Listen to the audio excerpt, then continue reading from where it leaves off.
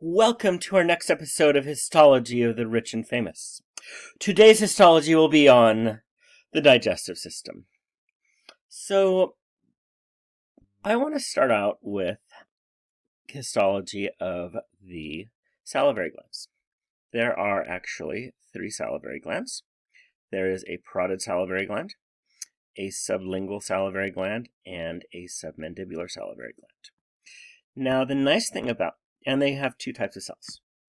We're going to be drawing the submandibular salivary gland right there. And I like it because it has both types of cells. It has the serous cells and the mucosal cells.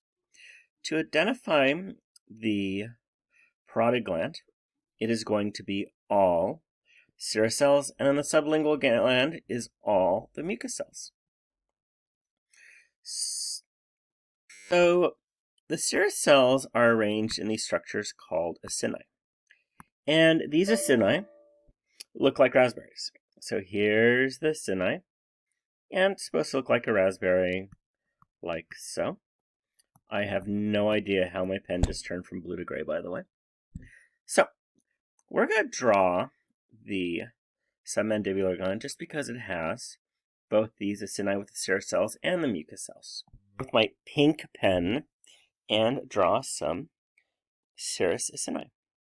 So let's just draw the little berries. Let's draw another one. And the cells are always clumped together. So no matter what they are, they're going to be clumped together. So these would be serous cells. Now, over here we have the mucous cells. Now this photo has been color corrected, so you could clearly see the dark nucleuses and the globby part. So I'm going to be picking a slightly different shade, and I am going to be drawing little top parts of these cells.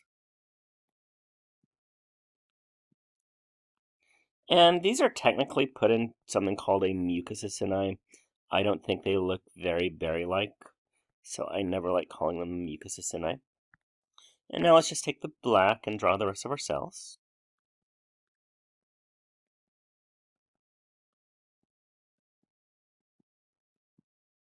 So these would be the mucous cells. Then we need a duct. That is a nice duct of columnar cells. Oh, it's pink. What a surprise. Let's pick a different shade of pink. So let's just do our duct.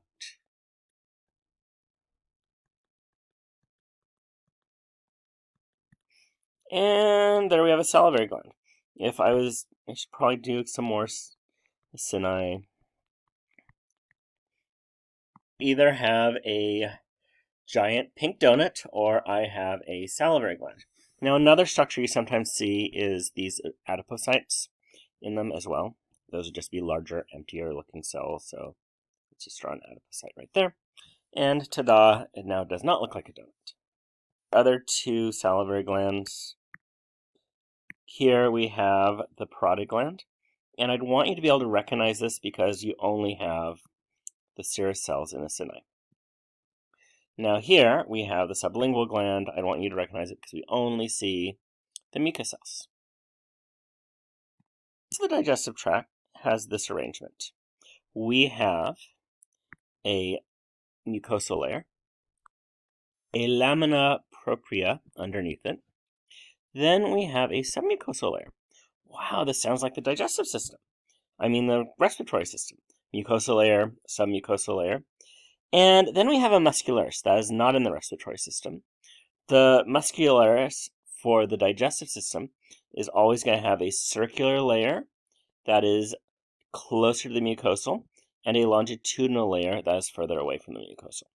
So let's draw this. I've been drawing in lecture that shows you the different layers, but I'm going to do it more like a wedding cake. Okay, so this is another view of it. We could have found a circular histology, but most of our slides are a longitudinal section. The mucosal layer is the top of the wedding cake. And since it is stratified squamosal, I will draw it sort of like this, the nuclei. They're fun to draw. We're going to skip the lamina propria for this one, but the lamina propria would be like little slight pieces of connective tissue, usually areolar, right there. And then there would be a thin band of muscle, but we're going to pretend all of that doesn't exist. Draw the submucosal. Now the submucosal is going to have some arteries and veins and lymph vessels. So let's draw an amorphic vein and a nice round artery. We're at it. Now speaking of lymph, we need some lymph nodules. They're all over the digestive system. You'll see a lot of them in the ileum. But let's just draw some lymph nodules. And remember, they're darker on the outside with a lighter geminal center. And lastly, there's submucosal glands. And depending on where you are, they do different things. But we'll just do a mucus gland. They're all things that you can see in the submucosal. Muscularis is going to now have 2 layers. You're going to have the inner circular layer. So you're looking basically at the muscle cells coming out towards you. So in reality, they would be wrapping around the tube like that. So we have our inner circular muscularis. And then we're going to have an outer longitudinal muscularis.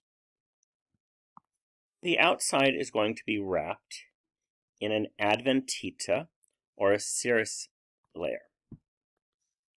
The difference is you find adventita where you do not have a second layer, a parietal layer, whereas you have the serous layers where you have a visceral membrane, then you have the parietal membrane, and you have fluid between the two. So that would be the difference. So that is our generic digestive system histology. If I was really sneaky, I'd make you draw the stomach as well. That was an esophagus. The only difference on the stomach histology is that there are these gastric pits. And the gastric pits have cells. They have mucus cells at the top, they have chief cells and parietal cells, and then the enteric endocrine cells on the bottom. We have our muscularis mucosae, and the lamina propria would be right there. That's that thin band of muscle. Here's our submucosal layer. This is a very boring submucosal. Then we have our muscle layer.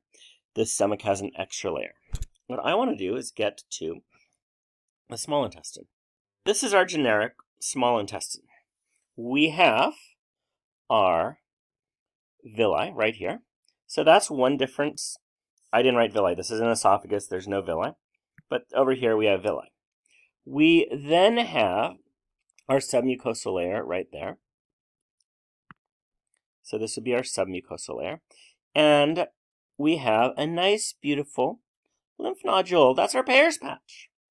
We have our circular muscle layer, our longitudinal muscle layers to see how the muscles go differently, and we have our serous layer. Now, this is our generic part of the intestine. So we have a submucosal gland there, and we have a lacteal. Yes, green on green works, I know. So there's our lacteal. So this is our generic intestinal model. So instead of actually having you draw the histology from the next page, I want you to draw this model instead. I think this will help you better understand what the mucosal layer and the submucosal layer and the muscular layers really are. So instead, draw this picture. We have our villi right there. Let's put a muscularis mucosae so we could see sort of where the bottom is. Now, this one had a lacteal in it, so there's our lacteal. And this one has an artery and a vein. Wow, that's a colorful vein. So these are blood vessels. Now, we're going to draw a mucus gland. This would be a submucosal gland. So that's a mucus gland. And then our lymph nodule. And again, I like very colorful lymph nodules. So there's our lymph nodule. And we have some blood vessels. So there's our blood vessels right there. Oops, that was supposed to be blue. so blood vessels. And then this layer would be the submucosal. The next layer is the muscularis. So first we have our circular muscularis. And again, these are coming out at you. And then we have our our serous layer below that. So this is circular, that's longitudinal.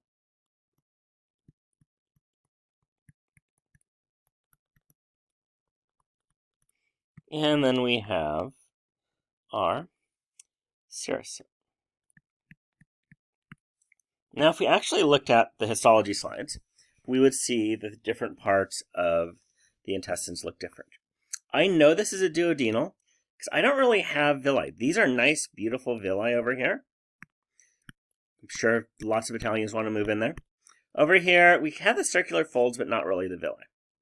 Then we have lots of these duodenal glands and the really thick submucosal. Here, we don't have those. So I know this is the duodenum because it has all these duodenal glands and no villi. This is the jejunum. I'm sorry. It's very boring. It has nice prominent villi. It has a very boring submucosal, very boring muscularis. Then, down here, we have our jejunum. You can tell the jejunum because, again, it has an exciting submucosa. It has our Prayer's patch. This is the exact same picture you had in the lymphatic lab. I've already done the pancreas histology. I was actually almost tempted to pull up the picture. They're all saved on my tablet. But basically, we have these pancreatic acini that look just like the salivary gland acini. And they have serous cells that are making enzymes, just like the acini and the serous cells in the salivary glands. Then you have these pancreatic islets that are making hormones. So instead, I want you to draw me a liver. In the liver, we have these portal triads, and they basically form a hexagon. So 1, 2, 3, 4, 5, 6. Draw 6 portal triads. Portal triads all have a branch of the hepatic artery, hepatic portal vein, and the bile duct. In the center, we have a central vein. These sinusoids that are draining towards the central artery and away from the central vein, sort of like this.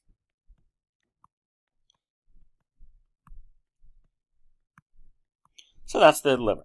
What happens is blood comes in, the hepatic artery, hepatic portal vein, goes down. The hepatocytes are in these sinusoids are processing. Then there are these other channels that lead back to the bile duct that's going to dump things. So that is the liver slide. So this is half the histology that we normally cover. There's just a lot to do in this lab for filling in blanks and looking at models. So I really want you to focus on the macrostructures. Thank you. Have a good day.